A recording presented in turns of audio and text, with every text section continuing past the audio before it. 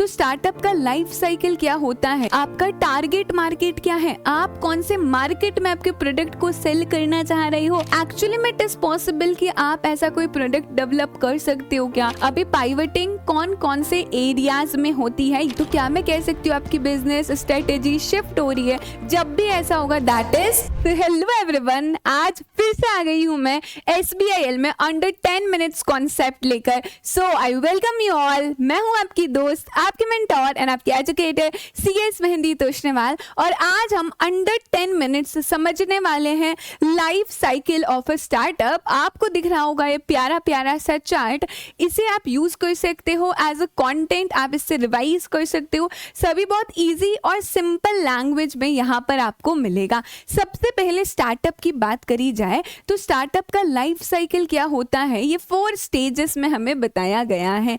First one is ideation and development. ये क्या है? सो फर्स्टली एंटरप्रेन्योर के दिमाग में एक आइडिया आता है कि अब उसे कौन सा प्रोडक्ट डेवलप करना है, कौन सी सर्विसेज देनी है, क्या नया इनोवेशन करना है। बेस्ड अपॉन दैट आइडिया आपको एंटरप्रेन्योर प्रोडक्ट्स और सर्विसेज को डेवलप करेगा। ये डेवलप करने के लिए 3 फैक्टर्स कंसिडर होंगे और ये आपके आंसर्स में भी होना चाहिए। कौन से 3 फैक्टर्स को कंसिडर करोगे?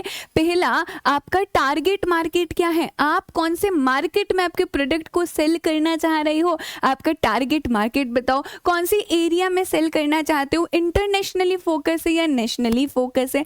टारगेट मार्केट डिसाइड हो गया, उसके बाद आप देखने वाले हो आपका बिजनेस मॉडल क्या होने वाला है। इट मीन्स आपका बिजनेस कैसे चलेगा, क्या वो B2B business to business sell कर रहे हो, B2C बिजनेस टू कंज्यूमर से सेल कर रहे हो, ऑनलाइन प्लेटफॉर्म से होगा, ऑफलाइन प्लेटफॉर्म से होगा, आपका मॉडल क्या है, ये भी आपको पहली स्टेज पे डिसाइड करना है।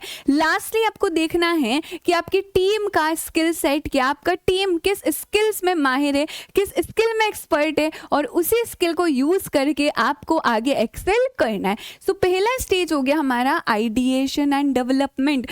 एक बार आइडिया आ गया, प्रोडक्ट्स को डेवलप करने के लिए तीनों फैक्टर्स कंसिडर कर लिए।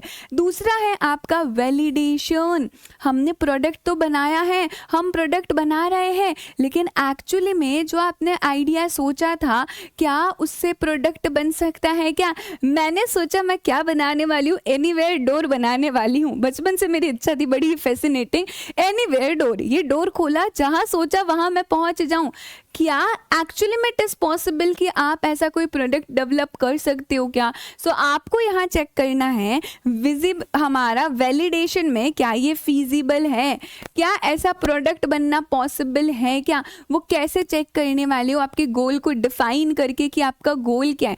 अगर वो प्रोडक्ट बनना पॉसिबल नहीं है तो कौन सा प्रोडक्ट बन सकता है, कौन सा प्रोडक्ट बनना यहाँ पर फीजिबल है, ये आप देखोगे वैलिडेशन में। और लास्टली आप उसको वैलिडेट कैसे करोगे, कंज्यूमर के फीडबैक से। कंज्यूमर से पूछोगे कि वो क्या चाहते हैं, उनकी एक्सपेक्टेशंस क्या है, बिकॉज लास्टली यूज तो कंज्यूमर्स को ही करना है।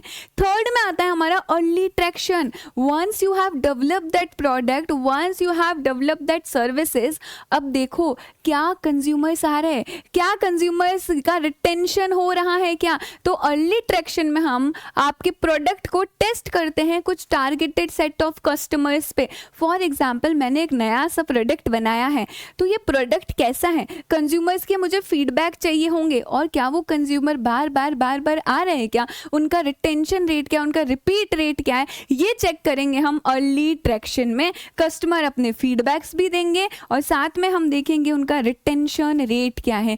इसी अर्ली ट्रैक्शन में एक बहुत इंपॉर्टेंट स्टेप होता है, दैट इज पाइवटिंग। एंड इस पाइवटिंग पे आपको अलग से सेपरेट क्वेश्चन भी पूछा जा सकता है। What is pivoting actually?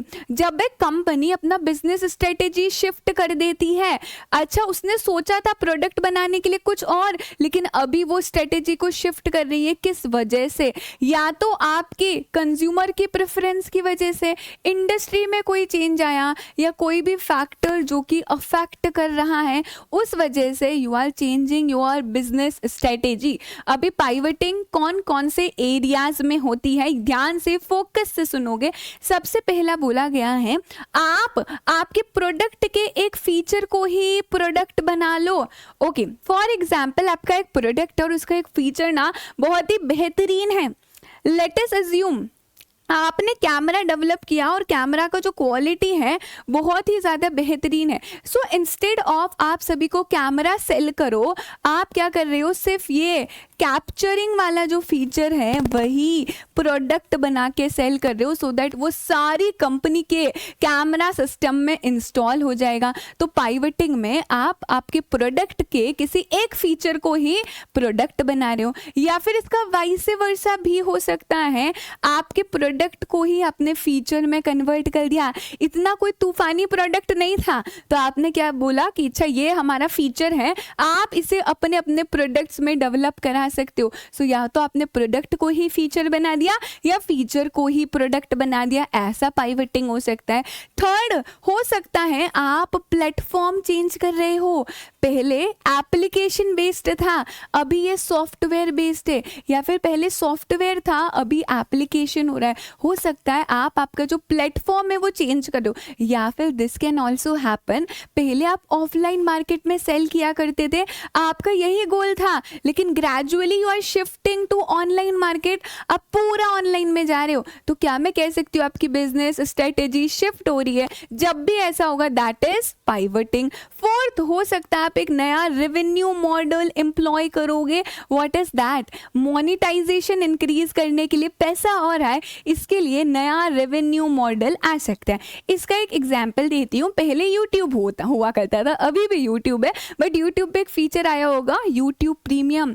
Ad free चाहिए आपको, एडवर्टाइजमेंट नहीं चाहिए वीडियो में, तो यूट्यूब प्रीमियम कर लो। वैसा ही स्पॉटिफाई में भी देखने को मिलेगा। सो बेसिकली क्या मैं कह सकती हूँ एक नया रेवेन्यू मॉडल इंट्रोड्यूस कर रहे हो सो दैट पैसा आए, सो दैट मोनेटाइजेशन इंक्रीज हो, ये भी पाइवटिंग है। नेक्स्ट है आप एक डिफरेंट सेट ऑफ कस्टमर्स पे फोकस कर रहे हो। जब मैंने यहाँ पर स्टार्टअप किया था मेरा सेट ऑफ कस्टमर था कि मैं फोकस करने वाली हूँ यहाँ पर 5 to 25 वाले एज ग्रुप वाले लोगों के लिए, लेकिन अभी मुझे लगता है ये प्रोडक्ट ये लोग नहीं खरीदेंगे। मेरा जो सेट ऑफ कस्टमर है जिनको मैं टारगेट कर रही हूँ वो चेंज हो गया। अभी मैं चाहती हूँ कि मेरे 21 एज ग्रुप से लेकर 35 एज ग्रुप वालों को ही मैं टारगेट करूँ, इसे भी पाइवटिंग कहेंगे। एंड लास्टली आप कोई इनोवेटिव टेक्नोलॉजी यूज कर रहे हो सो दैट आपका कॉस्ट ऑफ मैन्युफैक्चरिंग रिड्यूस हो रहा है, और जब हमारा कॉस्ट ऑफ मैन्युफैक्चरिंग रिड्यूस होगा तो आप प्रॉफिट भी ज्यादा अर्न कर पाओगे। These all are the major areas of pivoting. हम क्या पढ़ रहे हैं? लाइफ साइकिल ऑफ स्टार्टअप की, स्टार्टअप की कहानी क्या है, स्टार्टअप कैसे स्टार्ट होता है। सबसे पहले एंटरप्रेन्योर के दिमाग में आइडिया आएगा, आइडिएशन एंड डेवलपमेंट। दूसरा वैलिडेशन, देखेंगे क्या ये फिजिबल है।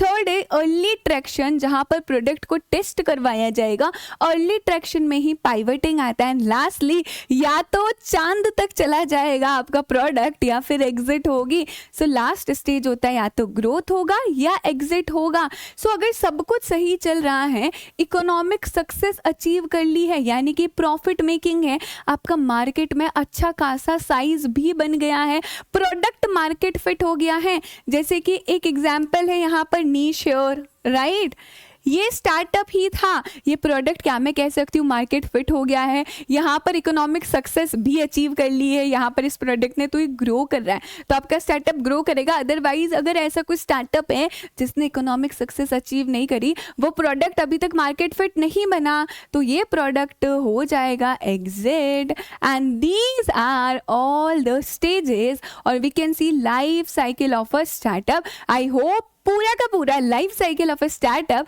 आपके दिलो दिमाग में बैठ गया होगा। जल्दी ही मिलेंगे एक नए कॉन्सेप्ट के साथ, तब तक के लिए खूब खूब अच्छे से पढ़ो। Just make yourself proud, make your parents proud, make me proud, और जरूर बताना अब होगा SBIL easy with your CS Mehndi दीदी। Bye bye.